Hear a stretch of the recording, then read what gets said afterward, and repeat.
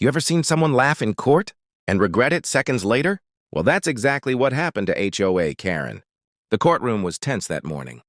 Karen, the head of the HOA, sat at the defense table with her arms crossed, a smug smirk on her face. Across from her sat David, a quiet man in his 50s, holding a folder like it was his last lifeline. Karen had accused David of unauthorized construction for adding a small ramp to his front porch, the kind his wheelchair-bound wife needed to get inside the house. She claimed he never asked for approval, that the ramp was an eyesore, and that it lowered property values. David tried to explain that he had submitted the paperwork months before, but it was mysteriously lost by the HOA. Now, facing thousands in fines, he had to defend himself in court.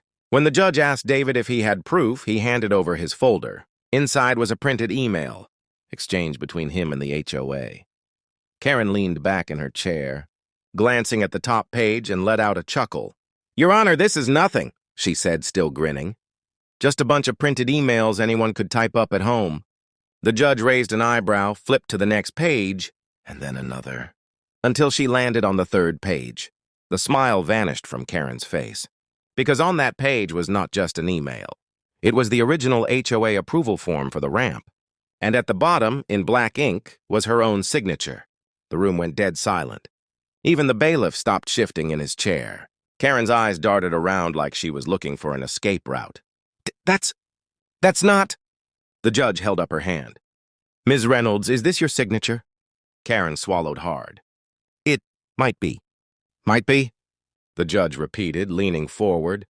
"Because this document, dated 7 months ago, clearly shows you authorized this ramp, which means all subsequent fines and threats of foreclosure were issued without cause." David's lawyer, a young woman, barely out of law school, smiled for the first time that day. "Your Honor, we request all fines be voided immediately, and the HOA be sanctioned for harassment." The judge didn't hesitate. "Approved. Furthermore, Ms. Reynolds, your position as HOA president will be reviewed by the board." David glanced back at his wife, who was sitting in the gallery with tears in her eyes. The relief on her face said more than any words could. As Karen slumped in her chair, the judge turned to David. "Mr. Lewis, I apologize on behalf of the court for what you've had to endure." And with that, the gavel came down, and Karen's reign over the neighborhood came to an end.